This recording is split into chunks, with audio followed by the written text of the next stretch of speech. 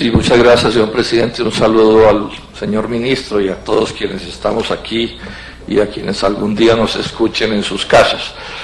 No puedo perder la ocasión de tener aquí al ministro de Agricultura y no empezar mencionando un tema que no es del debate, pero que tiene que ver con el agro, claro, y es que hoy el periódico El Tiempo nos informa a los colombianos que los predios restituidos de la ley de restitución van en 1095 predios, 1095, y el gobierno prometió 160.000 restituciones, una ligera diferencia, ¿sí? Les están faltando apenas 159.000. Y esto lo enfatizo porque es que el polo fue crucificado por el país y por los amigos del gobierno y por los ministros de Agricultura, porque nosotros no votamos la ley de restitución que se aprobó mayoritariamente, sino que presentamos una distinta, porque la que aprobaron nos parecía muy mala. Bueno, pues la vida nos dio la razón, van 1000 restituciones contra 160.000 prometidas, y debe aparecer una nueva meta, que son otras 200.000, o sea, para dentro de 4 años la meta son 360.000. Pero además con esta anotación, señor ministro, es que el gobierno se comprometió a nombrar 134 jueces del trabajo de la restitución y apenas han nombrado 39, entonces pues uno empieza a entender por qué la cosa además no funciona. Bueno, en relación con este debate, pues yo traía aquí una serie de documentación para demostrar el gran precio de los insumos agrícolas en Colombia, pero después del trabajo pues que han hecho la senadora Nora García y Marisa Martínez, pues yo creo que no tiene mucho sentido ponernos a dar otra vez más cifras que se pueden dar en eso, sino más bien hacer como un análisis que nos permita entender qué es lo que pasa y cómo encontrarle una solución a este asunto. No sin antes también empezar por mencionar que los compromisos, las promesas que el gobierno firmó con quienes dirigieron los paros del año pasado no se han cumplido. Particularmente en este tema de insumos, el incumplimiento yo diría que es del 100%, porque se acordó constituir una mesa que tramitara, digamos, qué se iba a hacer allí para controlar los precios de los insumos y bajar sus precios. La mesa que se constituyó con el primer paro se reunió apenas 2 veces. La funcionaria que asistió a la primera reunión después terminó en París para felicidad de ella, pero lo cierto es que hasta ahí llegó el asunto. Y lo poco que se hizo después del segundo paro tampoco llegó a ninguna parte. Entonces quiero mencionar que ese es un tema bien grave, bien sentido y sobre el cual el incumplimiento del gobierno ha sido del 100%, y por supuesto eso molesta a quienes, digamos, han estado en estas luchas. ¿Cuál es el punto que tenemos que hacer esfuerzos por empezar por comprender en esto? En cualquier actividad productiva de los seres humanos está la responsabilidad individual del productor o de la asociación de productores, pero lo que sucede es que el productor individualmente tomado no controla todos los costos de su negocio. Él tiene que hacer esfuerzos por hacer las cosas bien en una serie de costos que él puede controlar. Y no sé, para poner un ejemplo pedrero, bueno, le toca levantarse temprano y estar al frente del negocio y estar pilas y buscar el precio más barato y contratar los mejores especialistas. Bueno, muchas cosas tiene que hacer el productor. Pero resulta que en la vida real hay una cantidad inmensa de costos que escapan del control del productor, sobre los cuales el productor no puede hacer nada. Por ejemplo, de los insumos. El productor no controla el precio de la urea, ni del fósforo, ni, bueno, en general de todas estas cosas. O el productor no controla el costo de los combustibles. No los controla tampoco. O el productor no controla el costo del crédito. No controla ni siquiera el costo de los fletes, porque no es el que construye las carreteras ni el que maneja los equipos de transporte. Entonces, finalmente, en cualquier actividad de los seres humanos, la clave, en última, determinante, no son ni siquiera los esfuerzos individuales, sino los esfuerzos del conjunto de la sociedad representadas por el Estado. Ese es el punto clave. O sea, cuando las cosas le funcionan bien a los productores, es decir, el Estado cumple con sus deberes, inexorablemente el productor se tecnifica y hace las cosas mejor. Porque es que en buena medida el proceso de tecnificación, que es un proceso que tiene sus costos, es el producto del éxito. O sea, si yo empiezo a producir maíz en condiciones difíciles, pero a mí me han creado unas condiciones que me permitan tener éxito, seguramente pasaré del asadón a un equipo de motor de algún tipo, y pasaré de un tractor pequeño a uno más grande, sí, y haré obras de riego en mi finca, y voy acumulando riqueza que me va disminuyendo los costos de producción. Eso es la historia de los países desarrollados. O sea, en esos países también inicialmente todas las vacas se ordeñaban a mano. Hoy ya nadie ordeña a mano en esos países, pero es porque han tenido años de actividades que les resultan rentables porque el Estado les ha propiciado las condiciones, la sociedad les ha propiciado las condiciones, y pueden al final, digamos, tecnificar sus faenas. La gente no hace las cosas mal o de manera que parece ser irracional por un capricho, sino porque la vida se los impone. Quienes tienen carros viejos, no es que no sepan que resultan ser más económicos los carros nuevos. Lo que pasa es que la vida les impone tener un carro viejo que les vale un montón de plata. Quien tiene un tractor de 30 o 40 años, aquí hay tractores de 40 años. ¿Por qué lo tiene de 40 años? Porque su actividad económica no le ha permitido llegar a donde debería llegar. Entonces empiezo por enfatizar esto, porque es que aquí hay una discusión. El agro está quebrado, el área de bajo cultivo está disminuyendo, los paros nos ilustran una situación desastrosa y esto está empeorando. Entonces aquí surge una pregunta: ¿quién tiene la culpa? ¿Quién es el responsable? La línea oficial del Estado colombiano, de quienes mandan en Colombia, es que la culpa es de los productores y que entonces se merecen su suerte. Esto no lo dicen explícitamente, ellos pues, digamos, saben que hay cosas que son políticamente incorrectas de decir y no las dicen, pero en la práctica es lo que sucede. Y entonces lo que se está ocurriendo es que los productores se van quebrando y la sociedad termina imbuida de esa mentalidad mezquina. ¿No? Se quebró un empresario, se quebró un campesino, se quebró un indígena, y hay quienes dicen, sí, un ineficiente menos. Es que los extranjeros sí saben hacer las cosas, es que este es un país de vagos. Imagínese una sociedad que es la mixtura de españoles, indios y negros, antes no es peor. Y todo ese tipo de teorías terminan apareciendo. Y por supuesto los malos gobiernos se ocultan detrás de esa pantalla, ¿sí?, para ocultar que no cumplen con sus responsabilidades. Y esto, que más o menos siempre ha sido así en Colombia, en el tiempo de la globalización ya es la masacre, senadora Nora García. Porque entonces ya no es compitiendo aquí en medio del subdesarrollo, sino que es poniendo a los empresarios y a los campesinos y a los indígenas colombianos a producir contra cada uno de los productores más eficientes del mundo entero, señor ministro. O sea, el argentino más eficiente, el vietnamita más eficiente, el de cada rincón más eficiente, con unos estados que allá sí cumplen con sus deberes y con sus responsabilidades y no le salen con cuentos flojos a la gente, ni le lavan el cerebro al ciudadano para que justifique lo que no se debe justificar. Y esto lo sabe el gobierno, esto lo sabe el presidente Juan Manuel Santos y todos los ministros. Y el doctor César Gaviria, que fue el que empezó con esta tragedia, y Ernesto Samper, y todos los que han gobernado a Colombia, lo saben. Yo repito mucho una frase: cuando empezaron estos debates, que empezaron por los debates de la apertura contra César Gaviria, yo fui de los primeros que dije, van a destruir a Colombia, cuando era un profesor en la universidad. Y tengo en mis archivos, casi que grabada en piedra, una frase que para mí fue perfectamente esclarecedora, una frase de Darío Múnera Arango, en ese momento presidente de la Junta Directiva de la ANDI. No era del Polo, les prometo que no era del Polo ni nada que se pudiera parecer al Polo en esos momentos. Presidente de la Junta Directiva de la ANDI. ¿Qué dijo Darío Múnera? Dijo, es que la competencia global no es entre individuos, no es entre personas, es entre naciones, naciones completas. O sea, cuando una mazorca colombiana y una mazorca gringa se estrella en el mercado internacional a ver cuál sobrevive, lo que se está expresando no es a John Smith contra Pedro Pérez, esa no es la batalla es la de Estados Unidos todo contra Colombia todo. Entonces, si aquí a nuestro Pedro Pérez no le dan los instrumentos, pues John Smith lo barre. Bueno, y si no es John Smith, sino que es el Cargill, ¿cierto? Pues ni hablemos de lo que estamos diciendo. Este es el punto crucial de este debate.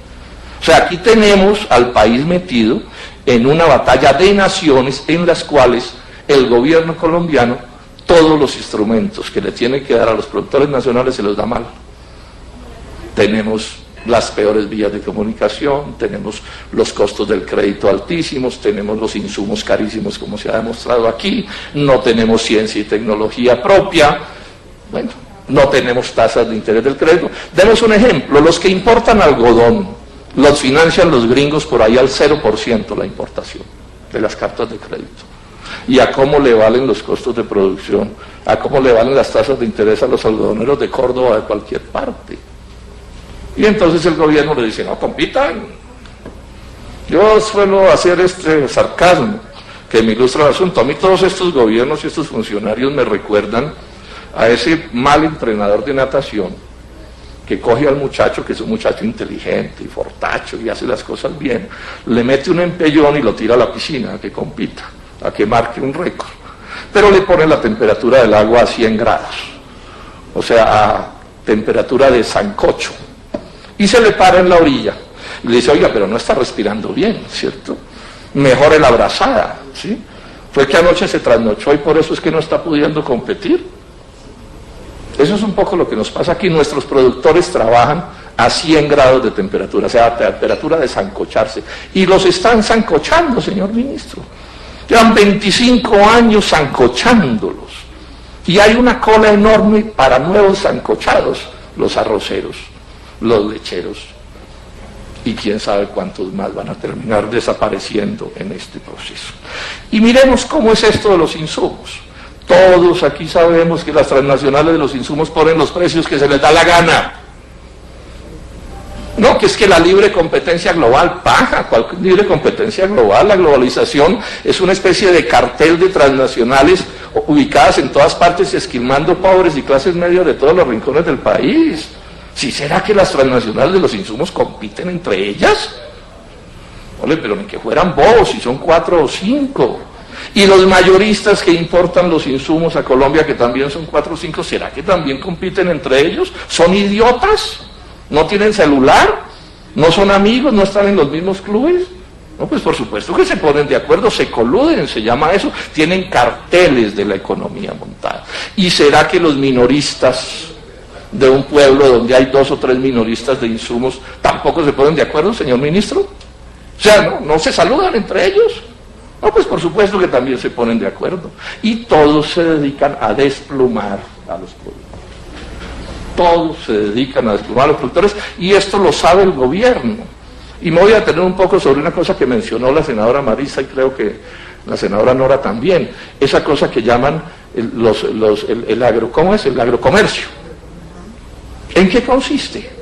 Muy simple, que el Estado no cumple con su papel y le entrega a los pollos para el sancocho, se los entrega al agrocomercio para que los barra. ¿Cómo es en los llanos orientales la tasa de interés del crédito del agrocomercio que financia a los arroceros? Me la acaban de confirmar, al 2% mensual, 24% efectivo, pero además con un agravante, a cómo les cobran los insumos que les financian con ese crédito del 24%. Claro, les pegan otra clavijazo, como se dice en Villar, bárbaro. Sí, porque si el insumo vale 1.000, les dicen que no, que vale 1.200, y ahí les metieron 20% más. ¿Y esto por qué sucede? Porque el Estado no cumple su papel. Porque a mí me dicen, y aquí se mencionó, y esto es bien interesante, es que si vamos a hablar de negocios de empresa privada, entonces hablemos con claridad. Aquellos sectores del agro, por poderosos, que han logrado hacer sus asociaciones, logran de alguna manera defenderse y hacer economías de escala, porque por ejemplo ellos mismos son importadores, eso puede pasar en el azúcar, sí, de pronto en otro sector, pero el resto de los productores de Colombia, que son casi todos, están absolutamente indefensos. Como ese campesino, señor ministro, que como tampoco tiene crédito, tiene que fiar en la tienda, en el granero. Llega todos los domingos y entonces 3 panelas, ¿a cómo le cobran? ¿Qué financiación le vale esas 3 panelas que le dan cada domingo? Y la plata del Estado la tienen puesta al servicio de eso. Cuando yo hice el debate de agroingreso seguro, me escandalicé porque había un crédito subsidiado de agroingreso seguro de 50.000 millones de pesos a Philip Morris. Entonces yo lo dije en el debate, y dije, oiga, pero esto es escandaloso, Philip Morris. ¿Sabe qué me dijeron los místeres? No, que es que esa era plata que el Estado les daba a ellos para que ellos financiaran a los campesinos del tabaco. Y mi pregunta es, ¿y quién protege a los campesinos del tabaco, señor ministro, de la ordalía de Philip Morris? ¿A cómo les represta esa plata Philip Morris? ¿A cómo les pone los insumos? ¿A cómo les fija el precio de compras? Que alguien haga el ensayo, yo lo he hecho, señor ministro, ojalá usted vaya y mire, por ejemplo, los campesinos del tabaco de la Mesa de los Santos en Santander, para que usted vea la miseria más pavorosa que usted se puede imaginar. Es una cosa dramática, producto de esto, porque en esto llevan 200 años los campesinos del tabaco en todo Colombia, esclavizados por los intermediarios. Y si en el café no es exactamente igual, es porque hay algún grado de organización que en algo los protege a pesar de todos los problemas. Pero entonces el Estado no puede exigirles a quienes están produciendo en estas condiciones que compitan y que produzcan. No, el Estado no puede abandonar su función allí donde se necesita. Yo defiendo la actividad privada y en el agro ni se diga. Pero lo que sí no puede seguir sucediendo es que aquí hay unos cuantos productores que logran medio protegerse un poco porque por razones especiales logran algún grado de asociación. Y son 3 o 4 y también se están quebrando. Ahí acaba de decir el doctor Biden, el vicepresidente Biden, le acaba de decir al presidente Santos, oiga, y me arrodilla más a estos de los alcoholes carburantes porque no los estoy pudiendo barrer. Quítenles la medida de protección que les queda. Están pasando saliva los azucareros del Valle del Cauca, esa exigencia directa del vicepresidente de los Estados Unidos. En el resto del mundo donde hay agro, señor ministro, es porque al agro lo protegen, lo cuidan, lo llevan de la mano. De otra manera no es posible, no es posible. Esto tiene que quedar perfectamente claro. Y esto lo sabe el gobierno. A mí me van a decir que esto no lo saben, digamos, toda esta alta burocracia internacional de colombianos que ha viajado al exterior. Por ejemplo, el doctor Guillermo Perry, que trabajó con 15 años con el Banco Mundial, ¿no sabe esto? Esto no lo saben, digamos, los especialistas del Estado colombiano, pero claro que lo saben. Claro que lo saben. Entonces aquí surge una pregunta, y ya voy a terminar. Estoy haciendo esfuerzos por ser muy breve. ¿Por qué el gobierno, o los gobiernos, todos sin excepción, actúan así? Y esto es otra cosa que puede parecerles sorprendente, es que nos dicen que los gobiernos son algo así como el algodón entre los vidrios, ¿sí? Que entonces en la sociedad hay muchas contradicciones y pleitos, y el gobierno, el Estado, es como el que le da la razón a los unos y a los otros, ¿cierto? Para que todos se porten bien. Sí, es neutro. ¡Baja! No, los gobiernos aquí en Cafarnaúm tienen dueño, propietario, defienden determinados intereses, que son los que representan principalmente. Y en el mundo de hoy, a diferencia del mundo de hace unos años, los estados, el Estado colombiano defiende principalmente a los intermediarios. Yo le doy todo mi patrimonio, que por lo demás es bien escaso, al que me muestre en Colombia en los últimos 25 años una sola medida tomada contra don Luis Carlos Sarmiento Angulo, para ponerle nombre propio. Una, cualquiera. Una. Que le haya producido la menor matadura. El menor trasnocho, ¿sí? Bueno, y así les puedo ir cogiendo uno por uno. Uno por uno los podemos ir cogiendo y mirando. Entonces este es el paraíso de los intermediarios, de los que no producen. Yo lo he comentado aquí, yo les he hecho seguimiento a toda esta tecnocracia neoliberal en que trabajan y ninguno le ha dado nunca un golpe a la tierra. No sabe pues lo que es sembrar una mazorca, no sabe lo que es fabricar una camisa. Todos son intermediarios del sector financiero, todos ellos. El mono sabe en qué palo trepa, señor ministro, ¿cierto? Y entonces, por supuesto, gobiernan para ellos. O están con las mineras, están con las transnacionales, Coca-Cola, una cosa o la otra. Y mientras tanto el país real se está hundiendo, está desapareciendo. Desapareciendo. Este es el lío que tenemos. Y miren ustedes este detalle que es interesante y concluyo. Esto de los TLCs es mucho más grave que lo que la gente piensa. Lo que pasa es que uno el tiempo nunca le alcanza para detallarlo todo, pero hoy voy a ampliar un poquito una cosa que es muy desconocida. El TLC con Estados Unidos, y está en todos, crea una figura que no conocíamos en Colombia. que se llama la expropiación indirecta. Aquí todos estamos familiarizados con la idea de la expropiación, y es que el Estado puede expropiar a un particular si se demuestra que es una necesidad, digamos, de la sociedad. Entonces, por ejemplo, van a construir una carretera y si su predio está atravesado en la carretera, si usted no la vende, se la pueden expropiar y el Estado le tiene que pagar, lo tiene que indemnizar. En Colombia la expropiación es con indemnización. Bueno, el TLC crea una figura que se llama expropiación indirecta. Indirecta. ¿Qué quiere decir expropiación indirecta? Cuando una medida del Estado le afecta a usted sus ganancias, no su patrimonio, sino sus ganancias. Y entonces ese particular, y en este caso un gringo, porque es del TLC, puede demandar al Estado colombiano por esa figura que se llama de la expropiación indirecta.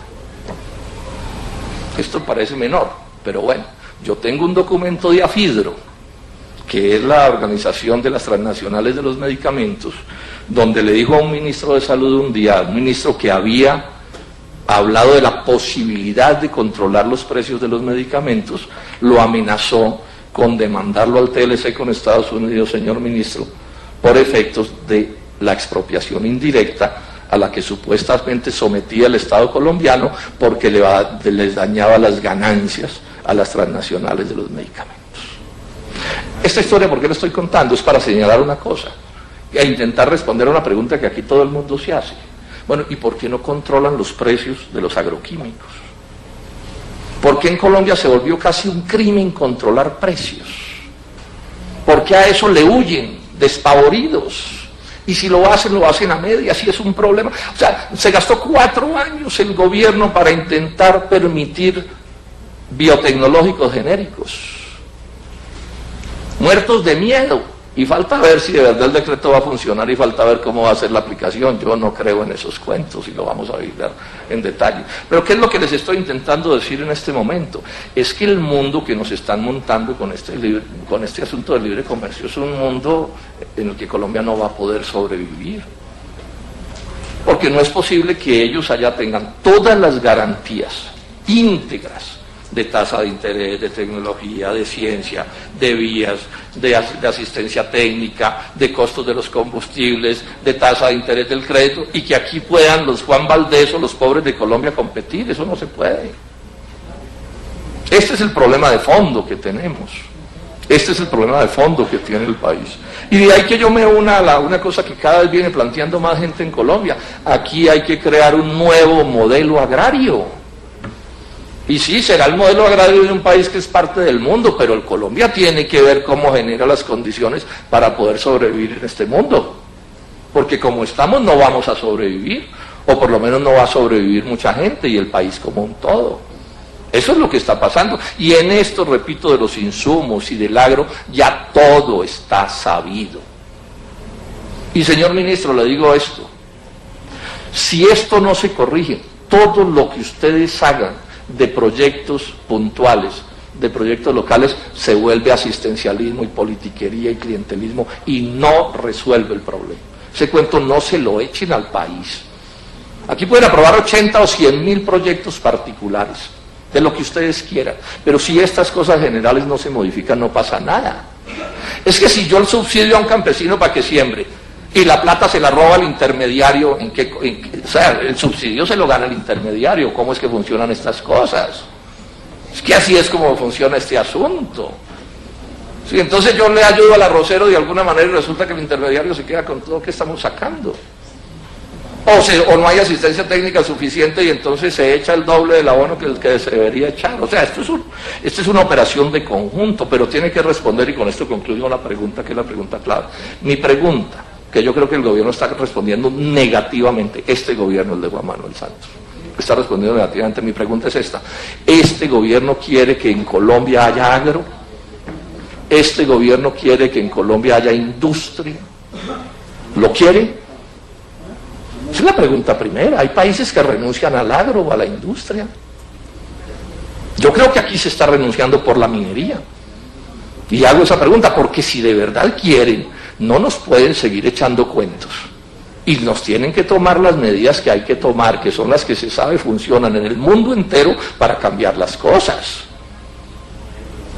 Entonces, que van a seguir los cultivadores de arroz trabajando con tasa de interés abierta del 24%, porque el gobierno no presta la plata, y la Caja Agraria o el Banco Agrario tiene 10 billones de pesos en TES, y la gente tiene que estarle suplicando a los intermediarios que los financie, al tendero, a todo el mundo, con tasas de agio.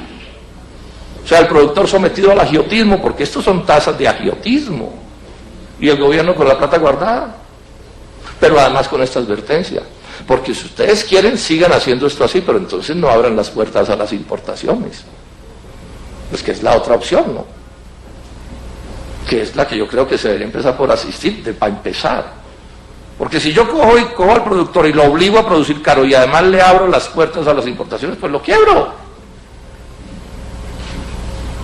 O sea, tiene que haber una coherencia en la política. Y de una vez llamo la atención sobre un tema y digo esto de último, que me preocupa mucho. Por ahí vi que está saliendo otro estudio más sobre el agro. Ole, carajos, y no aparece la palabra TLC en ninguna parte, doctor Iragorri. ¿Está prohibido? ¿Alguien prohibió usar esa palabra? O sea, en los análisis no cuentan los problemas de los precios internacionales y los subsidios internacionales.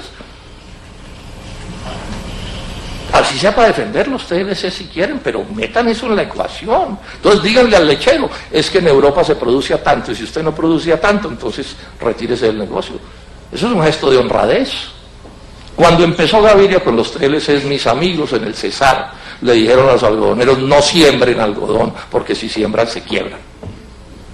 Y los ministros de esos días les dijeron a los empresarios, no siembren, que aquí no va a pasar nada. Bueno, se quebraron todos. Un mínimo de decencia tiene que ver con decirle al que está arriesgando hasta el pellejo, decirle, oiga, no se meten en eso, que aquí no hay cómo.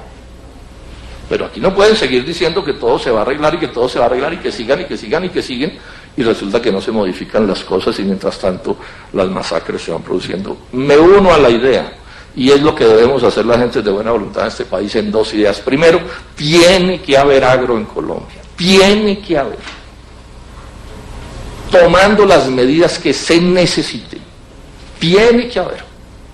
Y la segunda, hay que cambiar el modelo agrario para que ese modelo agrario nos diga cómo tiene que ser. Y ya está inventado, ministro y senadores. Miren lo que hacen en Francia, en Alemania, en Japón, en Suiza, en Noruega, en Suecia, en Estados Unidos, en todas partes. Aquí hay que inventar la bicicleta, vamos a inventar que el agua moja. Muchas gracias, señor presidente.